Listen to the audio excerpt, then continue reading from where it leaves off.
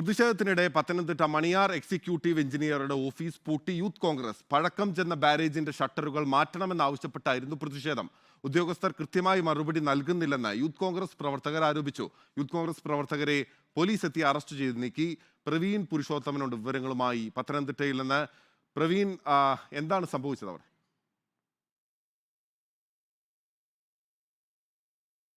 അബിനിൽ, Pamba irrigation പ്രൊജക്ടിന് കീഴിലുള്ള AE ഓഫീസാണ് youth Congress പ്രവർത്തകർ ഉപരോധിച്ചത്.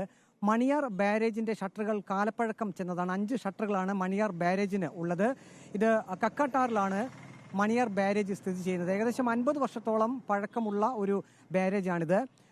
ഈ 5 ഷട്ടറുകളും മാറ്റി സ്ഥാപിക്കാൻ അതിനുവേണ്ടി സംസ്ഥാന സർക്കാർ കൊൽക്കത്ത ആസ്ഥാനമായിട്ടുള്ള ഒരു സ്വകാര്യ കമ്പനിക്ക് കരാർ നൽകിയിരുന്നു. 18 മാസമായിരുന്നു ഈ കരാർ കാലാവധി. എന്നാൽ 18 മാസം കഴിഞ്ഞ് പിന്നീട് 2 മാസം കൂടി ഇപ്പോൾ കഴിഞ്ഞ സ്ഥിതിക്കാണ് അത് അടിയന്തരമായി മാറ്റണം എന്നാവശ്യപ്പെട്ടുകൊണ്ട് യൂത്ത് കോൺഗ്രസ് പ്രവർത്തകർ AE ഓഫീസിലേക്ക് മാർച്ച് നടത്തിയത്. ഈ സമയത്ത് 2 ഉദ്യോഗസ്ഥർ മാത്രമേ അവിടെ ഉണ്ടായിരുന്നുള്ളൂ.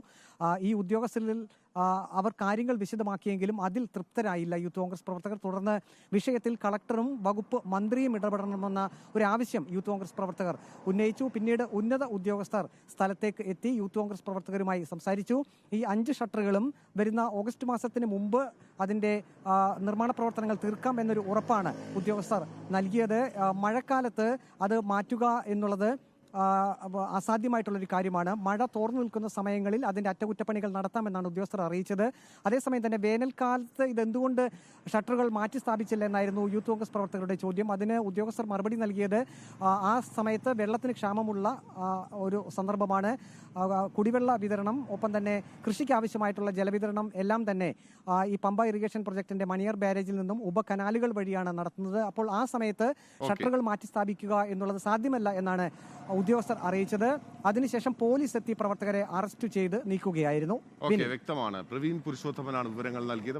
പ്രതിഷേധത്തിനിടെ പത്തനംതിട്ട മണിയാർ എക്സിക്യൂട്ടീവ് എഞ്ചിനീയറുടെ ഓഫീസ് പൂട്ടുകയായിരുന്നു യൂത്ത് കോൺഗ്രസ്. പിന്നീട് ഈ പ്രവർത്തകരെ പോലീസ് എത്തി അറസ്റ്റ് ചെയ്ത് നീക്കി.